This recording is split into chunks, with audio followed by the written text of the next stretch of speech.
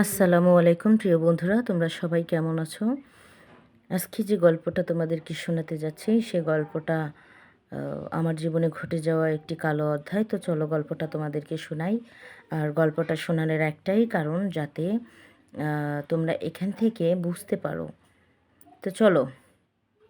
তো প্রিয় বন্ধুরা, আমি হচ্ছি খুব গরিব ঘরের একটি মেয়ে। আমার বাবা মার তেমন মানে খুব বেশি টাকা পয়সা ছিল না। মা ছিলেন চাকরিজীবী আর বাবা ছিলেন দিনমজুর। তো সব কিছু মিলিয়ে যেহেতু আমি শহরের বাড়িতে থাকতাম, সেখানে ঘর ভাড়ার একটা বিষয় ছিল। তারপরে অনেক বিল, এই খরচ ওই খরচ, সব কিছু মিলিয়ে মোটামুটি মাস শেষে কিছু পয়সা টিকতো সারা মাস চলার জন্য, খুব বেশি থাকতো না। তো অতটুকুর মধ্যেই আমার লেখাপড়া, খরচা সব কিছু তুলতে হতো। যাই হোক, এখন আমাদের স্কুল ফাংশানে অনুষ্ঠান, সবাই এক একভাবে সাজগোজ করে এসেছে। পিঠাফুলির অনুষ্ঠান, মানে পিঠা উৎসব। তো সবাই কিছু না কিছু 2-3টা আইটেম করে করে আনছে। তো আমার পরিবারের এখনও অবস্থা, আমার এখানে 10 টাকা খরচ করার মতো সামর্থ্য নেই। এরকম অবস্থায় মোটামুটি যেদিন আমাদের স্কুল থেকে এটা ডিক্লার দিল, সেই দিন হচ্ছে আমি বাসায় ফেরার সময় স্কুলের বাগানে বসে বসে খুব কান্নাকাটি করছিলাম। তো আমরা ছেলে মেয়ে সবাই হচ্ছে একসঙ্গে লেখাপড়া করি। তো আমার কয়েকটা বন্ধু ছিল, কয়েকটা বান্ধবী ছিল। তো ওরা কিন্তু মানে আমার সাথে খুবই ভালো আচরণ করতো। তার মধ্যে টনি ছিল, ও একটু হিংসুটে টাইপের ছিল টনি। আর বিক্রম ছিল, ও আমাকে সবসময় খুবই খুবই মানে সব কিছুতে সাপোর্ট করতো। তো এভাবে চলতে চলতে বিক্রম আর আমার মধ্যে খুব ভালো ফ্রেন্ডশিপ হয়ে যায়। আমরা স্কুল লাইফ থেকে হচ্ছে যে একদম ইউনিভার্সিটি পর্যন্ত আমরা একসঙ্গে লেখাপড়া কমপ্লিট করি। সে যাই হোক, সেদিন তো আমি বসে বসে কান্না করছিলাম স্কুলের বাগানে। তো সবাই চলে গিয়েছিল একমাত্র বিক্রম ছাড়া। তো বিক্রম আমাকে জিজ্ঞাসা করলো, কী হয়েছে, তোর কি মন খারাপ, কাঁদছিস কেন? আমি বললাম, না, এমনিতেই। তো জানতো যে আমাদের হচ্ছে অর্থনৈতিক অবস্থা খুবই খারাপ চলতো। তো বললাম যে সবাই যে আসবে অনুষ্ঠানে, এত পিঠা বানিয়ে নিয়ে আমি কি নিয়ে আসবো? আমার তো আমি কি নিয়ে আসবো? আমার তো খুবই মানে বিষয়টা এখনই কেমন লাগছে। আর আসবো না,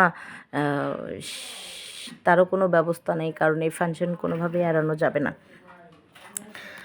যাকগে, ফাইনালি ওর কাছে বললাম বিষয়টা, যেহেতু বুঝতে পারছে। বলার পরে ও বলল, তুই কোনো টেনশন করিস না, আমি বাসায় বলবো যাতে আমার জন্য বেশ কয়েক পদের পিঠে তৈরি করে, সেখান থেকে কয়েকটা পদ আমি তোর জন্য নিয়ে আসবো, একদম টেনশন করিস না। এইটুকু মাত্র, এটা নিয়ে তোর মনে এত খারাপ? যাকে ও সর্বক্ষেত্রে ও আমাকে খুবই খুবই সাপোর্ট করতো। যাক, ফাইনালি আমরা স্কুল শেষ করে চলে গেলাম কলেজে। কলেজ শেষ করলাম, করার পরে ইউনিভার্সিটিতে গেলাম। ইউনিভার্সিটিতে মাত্র আর একটা বছরই ছিল। আমাদের সামনে এক্সাম ছিল। তো এর মধ্যে কখনো হচ্ছে ও আমার বাড়িতে বা আমি ওর বাড়িতে যাব, এরকম চিন্তাধারা কখনোই ছিল না। আমি ভাবতাম যে আমরা তো এত গরিব মানুষ, তো ওকে আমাদের বাড়িতে কী করে নিয়ে যাই। যাক, এভাবে এভাবে তো মাত্র আর কিছুদিন আমরা একসাথে আছি, সবাই আবার আলাদা হয়ে যাব। আর ওর সাথে লেখাপড়া করার সৌভাগ্য এই কারণে আমার হয়েছিল যে আমার খুব বড় বড় ইউনিভার্সিটিতে, কলেজে পড়তে তো অনেক টাকা পয়সা লাগে, যেহেতু বেসরকারি। তো ও হচ্ছে আমাকে অনেক সাপোর্ট করেছে, যার কারণে আমি ওর সঙ্গে লেখাপড়া করতে পারছি।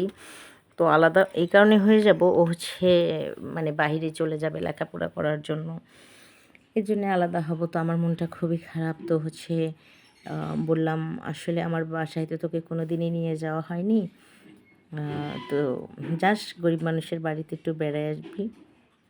তো বললো, না, তোদের বাড়িতে যাব না, তোকে আমাদের বাড়িতে নিয়ে যাব। তো ছুটির দিন, তো আমরা সবাই হচ্ছে একটু পরীক্ষার বিষয় নিয়েও কথাবার্তা বলার থাকে। তো এই কথা বলেই বাড়ি থেকে বেরিয়েছিলাম। তারপরে আমি হচ্ছে ওদের বাসায় যাই, বিক্রমের বাসায় যাই। তো যেয়ে দেখি অনেক সুন্দর বাড়ি, খুব সাজানো গোছানো, মানে দেখলেই যেন মন মুগ্ধ হয়ে যায় সৌন্দর্য দেখে। তো আমি বসে থাকলাম, ও হচ্ছে আমাকে কফি নিয়ে আসলো, 2 কাপ খেলাম। তো খাওয়ার পরে আমি ওকে জিজ্ঞাসা করতেছি, আসলাম তো অনেকক্ষণ হয়ে গেল, আন্টি কোথায়, আঙ্কেল কোথায়? বললো নাই, তারা সবাই বাড়িতে গেছে, তাদের জমি জমা নিয়ে কিছু কাজ ছিল, এই জন্য সবাই বাড়িতে গেছে, আজকে বাসায় কেউ নেই। আমি কই, কই তুই আমাকে তো বললি না কিছু? বললো না, খালি বাড়িতে তোর সাথে বসে দুটো কথা বলবো, আড্ডা মারবো, এই জন্যই তোকে কিছু বলিনি।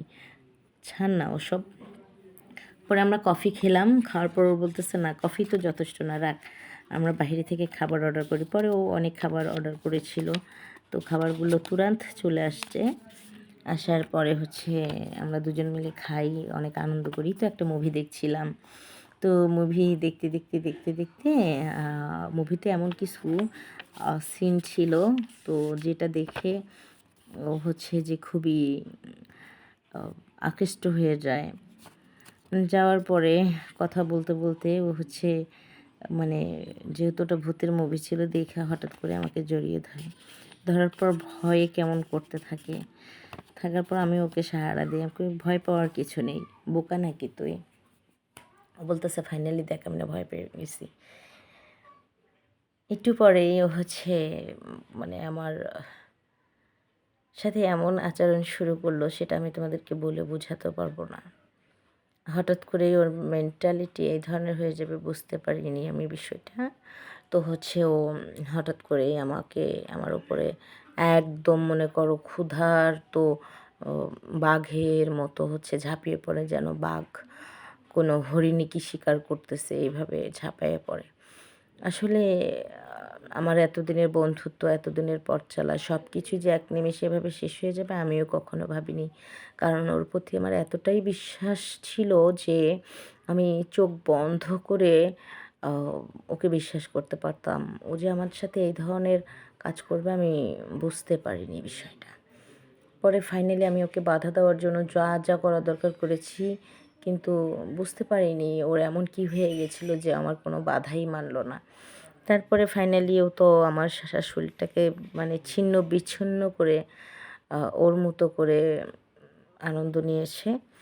তো তারপরে আমি আর কাউকে কিছু বলতে পারিনি, লজ্জায় ঘৃণায় ক্ষোভে নিজেই নিজের কাছে লজ্জিত হয়ে পড়েছিলাম, চোখ মেলাতে পারছিলাম না নিজের সঙ্গে।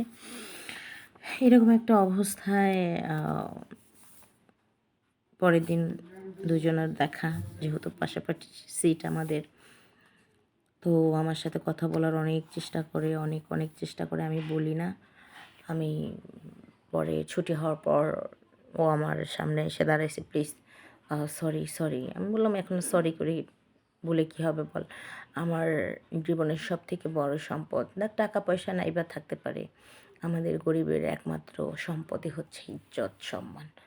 আর সেটা তুই এভাবে হানি করবি সেটা কখনোই ভাবতে পারিনি। তখনও আমাকে বলল, দেখ আমি যে অপরাধটা করিয়েছি তোর সাথে, তোর যদি কোনো আপত্তি না থাকে তাহলে আমি এর দায়ভার সারা জীবনের জন্য নেব।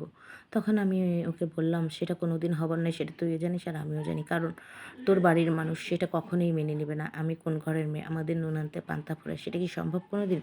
তখন ও আমাকে বলল, সেটা আমি বুঝে নেব, সেই দায়ভার আমার। পরে ও আমার সাথে চুপচাপ করে কাবিন করে বাহিরে চলে গেল। বাইরে সব কিছু শেষ করার পর দেশে আসলো। তারপর আমাদের ফাইনালি বিয়ে হয়ে গেল। বিয়ে হওয়ার পর আমরা টানা 3 বছর একসঙ্গে ছিলাম। থাকার পর এখন ও বড় বিজনেস করেছে। তো আমরা এখন ভালো আছি। গল্পটা তোমাদের সঙ্গে এজন্যই শেয়ার করলাম। দেখো, এই বিয়েটার মধ্যে অনেক কিছু ছিল, অনেক ভোগান্তি ভুগতে হয়েছে আমাকে। অসম্মান, খোঁটা, দরিদ্রতার যন্ত্রণা, অনেক কিছু মিলিয়ে আমাকে অনেকভাবে হচ্ছে সহ্য করতে হয়েছে। পরে বিক্রম আমাকে নিয়ে আলাদা একটা বাসায় থাকে, ওদের বাড়িতে আমরা উঠতে আর পারিনি। যাই হোক, বিক্রম খুব ভালো মনের মানুষ ছিল, তাই আমাকে অ্যাকসেপ্ট করেছে। অন্য অন্য কারো ক্ষেত্রে নাও হতে পারে। এই জন্য আমাদের যত বিশ্বস্ত বন্ধু বান্ধব যাই হোক না কেন, মেয়েদেরকে কারো বাসায় আসলে একা যাওয়াটা আমার ঠিক বলে মনে হয় না। কারণ আমার সাথে ন্যায় হয়েছে, সবার সাথে ন্যায় হবে এমনটা নাও হতে পারে, তাই শেয়ার করলাম তোমাদের সঙ্গে। তো সবাই ভালো থেকো, সুস্থ থেকো, আল্লাহ হাফিজ, আসসালামু আলাইকুম।